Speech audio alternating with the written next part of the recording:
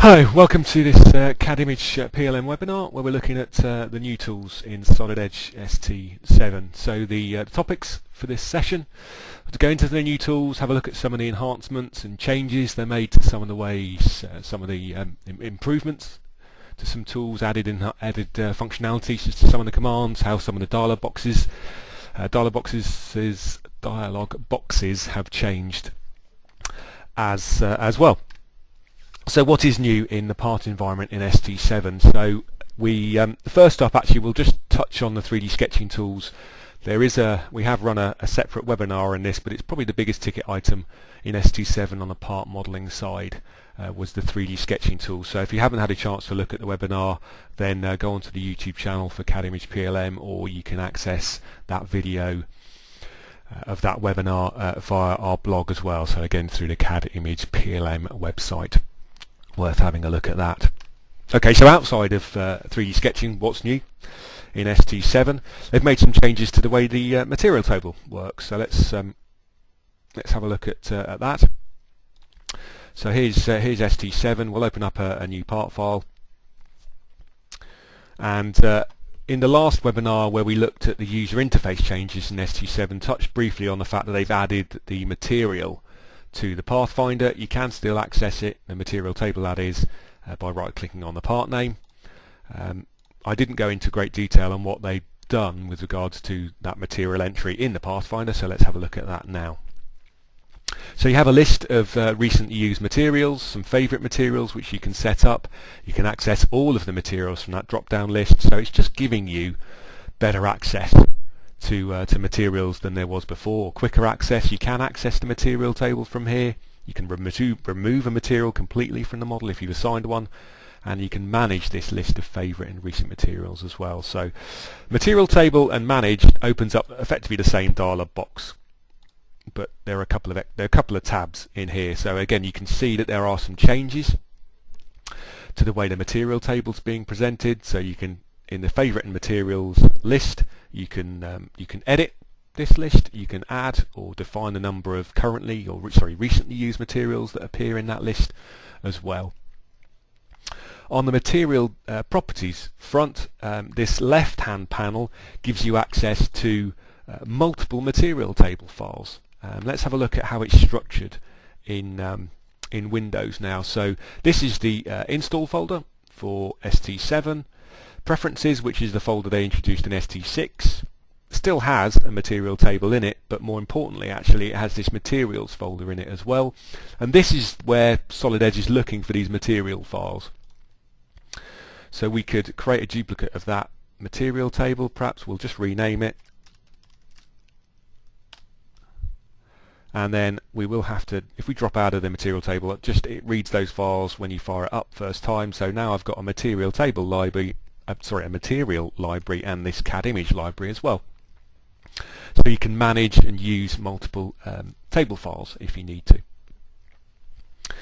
It is also now easier to edit the contents of the material table as well. If I'm not interested in using a number of these materials, we don't use any of this thread plate, I don't use anything up to any of those materials at all, you can simply select the ones that you don't need and delete them. So no longer do you have to export out to an Excel spreadsheet, make some changes and re-import. It's also easier to add these materials as well. So again, I'll right-click the steel folder here, we'll add in a new material, we'll call this, I don't know, tempered steel, and press enter. At the moment there are no physical properties and no face stars assigned to it, but again, for ease of use, perhaps the physical properties of this tempered steel are practically identical, if not identical, to stainless. So you can select an existing material, individually select these values, or you can select all of the physical properties and just simply copy them from the material table or from an existing material, highlight the material I've just created here and paste in those physical properties. If you need to, you can add in your own custom properties, so there's a bit of information that's missing from the material table, then you can add your own properties to it. We could also go in here now and assign these face styles as well. So we'll pick up on steel there, and we're happy with the steel as a fill for that as well. So we could save that And we could also apply this to the model if we wanted to at this stage. So a lot easier to go in and create new materials, edit the contents. You know, there's a lot of stuff in here. If I didn't need it, I could simply delete it out. So managing those contents is a lot easier than it was before. So we're happy with the material table. So that's kind of an overview of what the material table contains. What it'd also be useful to do is something else that you can do with the material table is if we open up an existing part file. This part file has got a material assigned to it. Let's just go and have a quick look at that material. What I'd like to do perhaps here is it's got this green fill style, and what we've done in this part file is I've created a colour, and maybe this is a standard colour that we want to use on a regular basis. It's this PVC white colour. So that's been physically created. That colour, or face colour, model colour, has been created just in this file. And again, one of the limitations is probably not quite the right word, but it's there or thereabouts. Because I've created this style in this part file, it only exists in this part file. So in ST6 and before, if I want to be able to use that colour in a different file, or I want to be able to put it into the template, you have to use this organizer tool to copy stars from one file to another. Okay, so this PVC white colour I'd like to be able to use in this material. So let's go to the material table and we'll pick the face style that's being used, and we'll change that to PVC white, and we'll apply that to the model. And we will save the change to the material. So this is making a physical change to that material in the material table. So there's the new colour, and the fact that it's making that change to the material table and not just the model file, I guess, is the key bit here, because what that means is that if we open up another component, so it's got a different material to it at the moment. So I could either pick perhaps from material, recent materials, or if we go to the material table, pick the general purpose. PVC white is the colour that's been assigned to this material.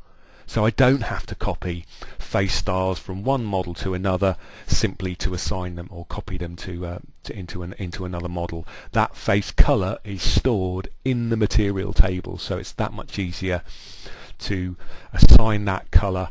I could open up a number of different model files now and just go and update the material that's being used, and the colour will be pulled across into that model automatically.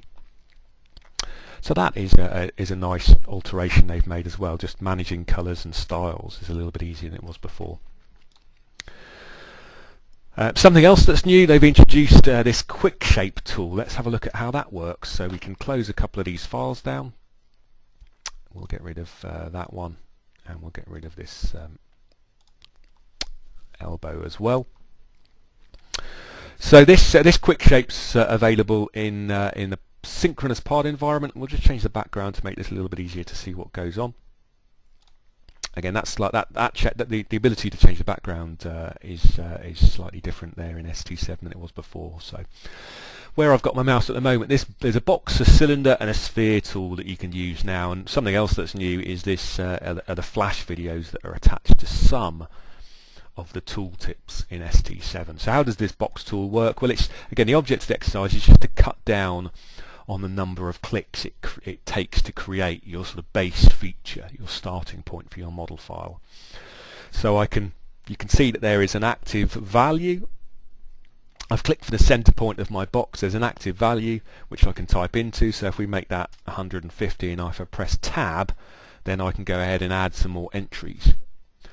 I can also hold the shift key down, and the purpose of that is twofold. A, I can set the angle of this box or rectangle, and it toggles round at 15-degree increments, and it can also set the value of the rectangle so it's a square, so the width and the height are the same. If I release the shift key, then because I only typed a value in for the width of the box, the height is still available to be changed. So I want to create a square.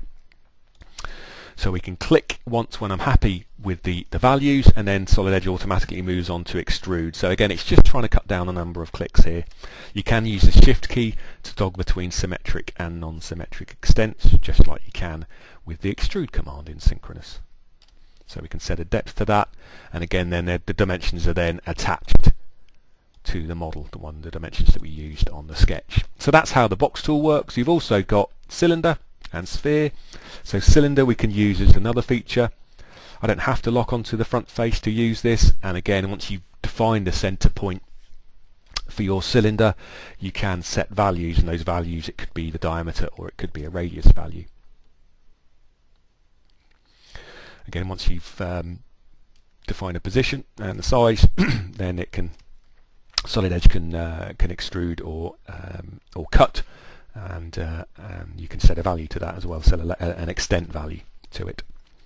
We'll just add in a sphere on the end here as well. This one might be useful to lock onto the end face, and I can use the center of that circular edge to define the center point of my sphere, and then again we can throw on a value to how for the size of that sphere.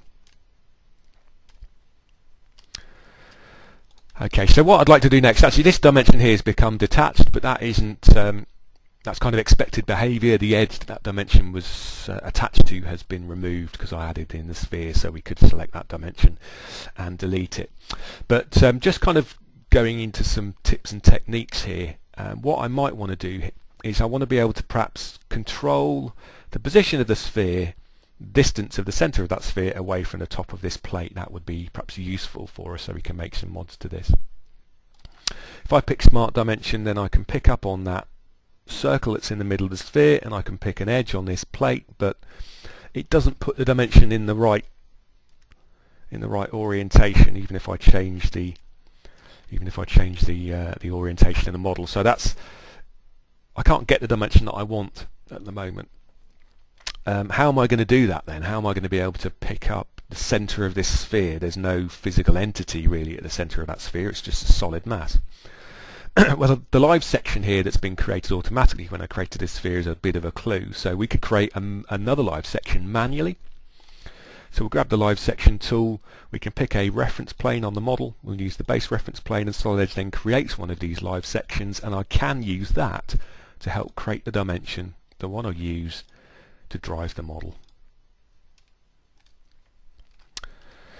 And I want to be able to drive the sphere away from the model 150 mils, and that is, I can then use this live section. We can get rid of this one because we don't need it anymore, but that live section is based on the model, but it can also drive the model as well, and they're really powerful when it comes to doing things in synchronous modeling. So if I don't have a reference, then I can always create a live section to create a reference on the model that I can then use to drive the model. So just a bit of a clue on how some of the stuff works in synchronous. So that's the quick shape tool. We've also got some sketching stuff as well. Again, this was covered briefly in the UI, in the user interface changes section or webinar that we ran recently, but just have a quick look at that as well. So when you're drawing, so notice that the input fields here in this command bar are grayed, and those dimensions are physically on the geometry that I'm creating. You can again use the shift key to toggle around at 15-degree increments. Solid Edge still snaps to the horizontal, snaps to the vertical as well, but the input fields for any pieces of geometry now are on the geometry rather than typically defined or selected and typed into in this command bar area.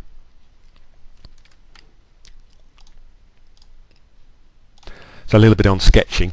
Next thing to have a look at is this new 3D measure tool.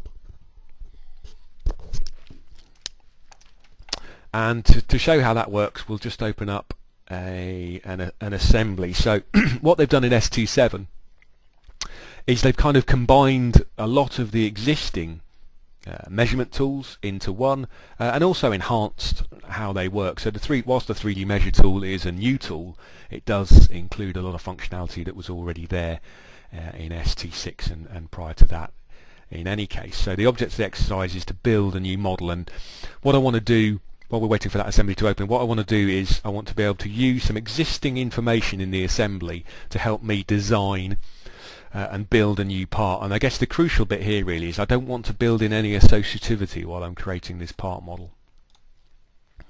Let's just change the background again because it'll help speed this up.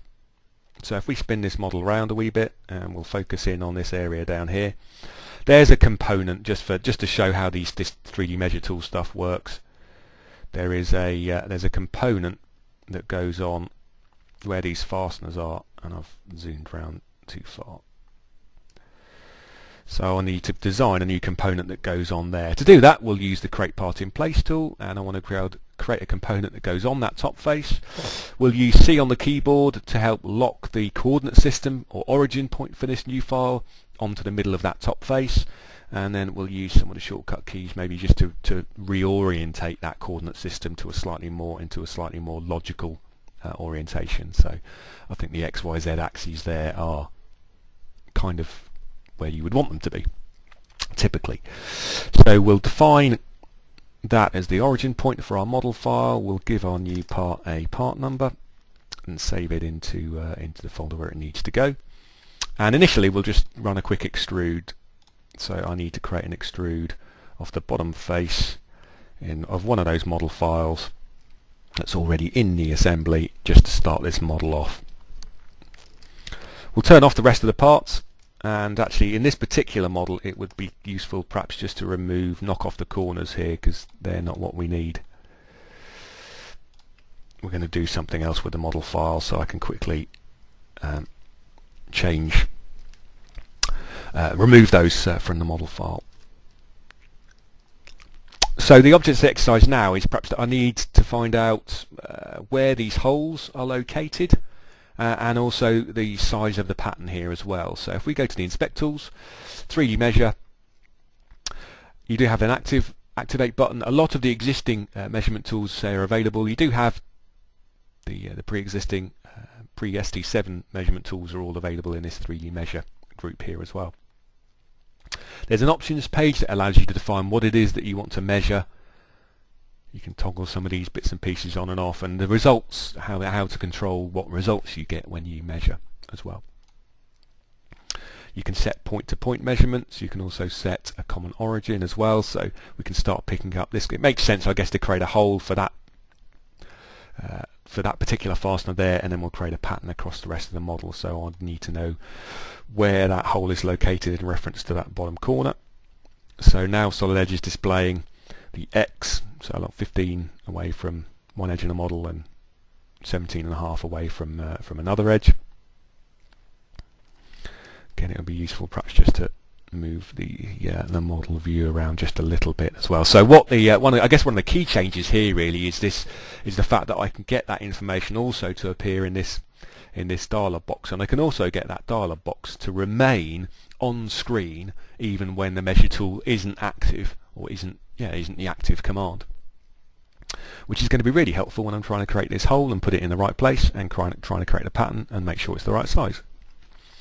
So let's go to the home tool. We'll grab the hole command, and I want to be able to create a hole that goes on the top face of the model here. So we'll lock onto the top face of the model, and we'll go into the hole options page because it's not the right size at the moment. And again, here's another change. So the hole options dialog box has changed. There's some key changes here really. The hole type now is a button.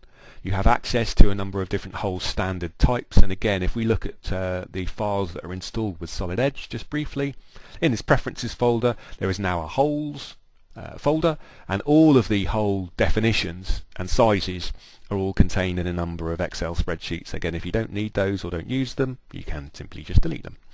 So no longer does Solid Edge use this holes text file to populate drop-downs in the hole options dialog box. So you can pick up on your standard.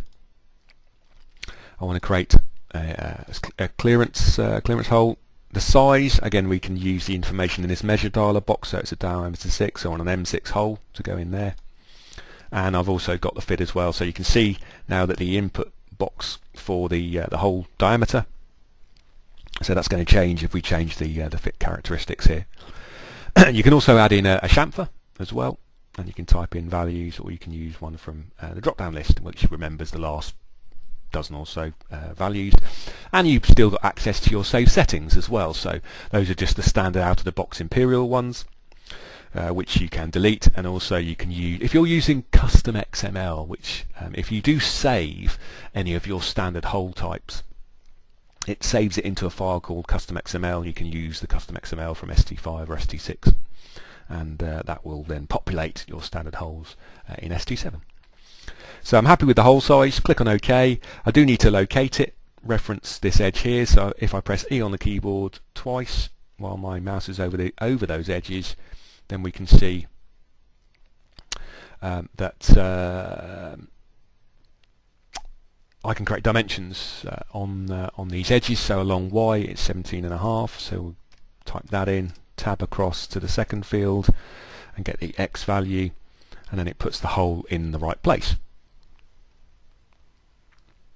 And typically it will automatically add the dimensions to the model as well. It hasn't done that by the looks of things for me, but that may just be a slight oversight on my part. But ordinarily those dimensions are typically automatically added to the model. Let's go back into the inspect tool, and I just need the sizes for the pattern. So we'll grab the 3D measure tool, and again I need the center of that circle or the fastener, and that one as well. So now I've got X and Y values from the model for where these fasteners go, and we can run. I can drop out of that command. That information's then still in this table, or still in the dialog box for the measure tool, and we can go ahead and create a pattern. We'll set it up. It's 2 by 2, and then there's a 50 and a 30. Again, just referencing the information. 30, referencing the information that's in this the measure dialog box that's still open. And there are the holes and the plate for my model, and I know everything's the correct size. There's no associativity. The two models aren't linked together. The measure tool would work just as well in the ordered modeling environment as it does in synchronous. But that's a sort of practical example of how I might use those the new measuring tool, and the fact that the results page is always available is a key one. So that's the 3D measure tool. We also touched on that whole the whole dialog box. I would say that it took me a morning maybe just to get used to the new layout and where they've moved some of the input boxes, but enhancements they've added outweigh any time it takes to get used to the new layout, I think. There's a few little changes in synchronous as well, so we'll just finish this session off by looking at some of those as well, and again some little tips and techniques too perhaps. So what I'm going to do to show what they've added is we will just remove those hole features, and it's almost as if now this model is now been imported, so there's no hole and there's no chamfer values in here. So what I might do here is we'll perhaps go ahead and recognize the chamfers, because I want to be able to change them all in one go. So it's picked up on the fact that there are 4 chamfers in the model. Great, click on OK, but that has added those as separate features. So this model is going to get a lot more complicated. I don't really need to see all 4 in the Pathfinder in one go, so we can select them all and we'll throw them into a group, and we'll rename that group chamfers. So it just cuts down on the amount of information that's being displayed now, the amount of features that are being displayed in the Pathfinder. But that means, you know, I want to be able to change all of the values to these chamfers in one go. Can I do that now that Solid Edge has created 4 separate features? Well, simple answer is yes, you can, because if it's a round or a chamfer, whenever you select a suitable face on the model, then you have this selection manager button which will allow you to select all of the chamfers or all the radiuses at the same value, and I can then simply just change that value and they all update in one go. So the fact that Solid Edge identified those as separate chamfer features, it just isn't an issue. It is you can quickly group them, and then you can quickly change all the values in one go. So that's the ability to change the values all in one go isn't the new tool there, but what is a recognize chamfers command. The other change that they've made, probably an important one, is this offset tool in synchronous. So it's not necessarily the way it works, but one of the limitations in ST6 and prior to that is that if you're running the offset tool, the face normals have to be pointing in the opposite direction. Now the faces that I'm selecting, that is the case, so this would work just as well in ST7 as it does in ST6, but you can so effectively use the offset tool to do pretty much what this parallel little video is showing. So the parallel relationship in synchronous model files is almost redundant now, because I can get the offset tool to do what that video for the parallel is showing, even though the face normals on the 2 faces that are being selected are in the same direction. Okay. Last little thing to have a look at here is, okay, so I've got an offset relationship in the model file. The values for that offset relationship are not the same. They're slightly different, but what I might want to do here is I just want to change that value to 80, and it's just another way of, it's just another demonstration of keeping a model file symmetric. So if I ended up selecting offset 2, for example, I can pick 80. Even if we suspend live rules, then if the dimension is set to drive the model symmetrically, again this little filter, this selection manager filter here, will allow us to go in. Actually, it's that similar offsets value is the one that I really want. If I change that to 100, then I can get both sides, the top and the bottom, left and right, to change at the same time. So effectively I'm making sure that those faces remain symmetric even though the symmetric live rule is turned off. You can do that, you can achieve the same result with dimensions, but you have to lock the dimensions and then you have to go in and link them together. So it's just another way of kind of achieving that same result. And that is a sort of practical look through what Solid Edge has got in the parting environment. So you've got some new tools, 3D measure, combining some of the old tools, and the ability to display the dimension box even when a command isn't active. Some nice changes to the material table, the ability to copy across styles, the box and cylinder and sphere tools, all really useful. So there's a nice combination of new tools and enhancements, and again overall ST6, ST7 making some really good strides in user productivity, making Solid Edge an easier tool to use and a more productive tool to use as well. So if you have any feedback on this session or any suggestions for future sessions, feel free to contact us. If you have any questions, do the same. I hope you found this session useful, and I look forward to seeing you in a future one. Thank you.